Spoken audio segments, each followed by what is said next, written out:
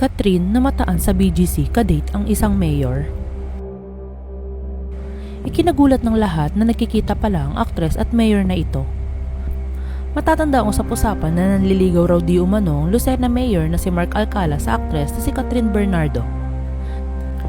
Base sa chismis, maaaring ito rin daw ang dahilan ni Alden Richards kaya tumigil sa panliligaw kay Catherine dahil nagkakamabutihan na sila ni mayor.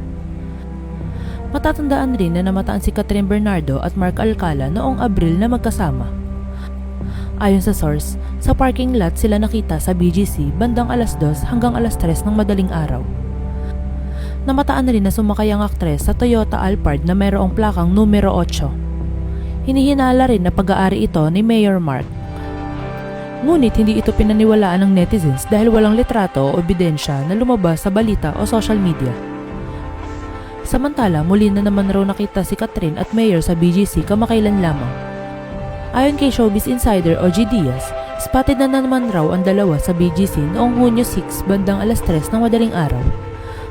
Ayon pa sa kanila, nagpapapicture pa raw ang alkalde sa mga taong nakascooter.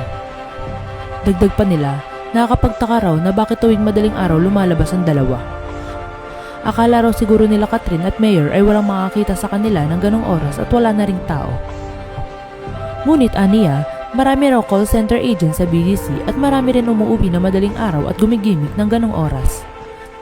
Ngunit ayon kay OG, marami ang hindi naniniwala sa chismis na ito dahil walang litrato na kumakalat na magkasama nga ang dalawa. Ang source raw kasi nila OG ay nag-aalangan maging paparazzi dahil may mga bodyguard na kasama ang aktres.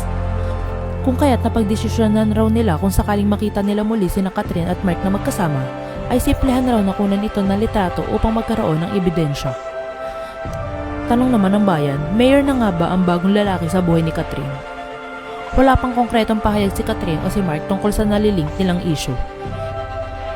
Ikinatuwa naman ng lahat na hindi malabong sagutin ito ni Catherine dahil mukhang matino, mayaman at mabait ang alkalde.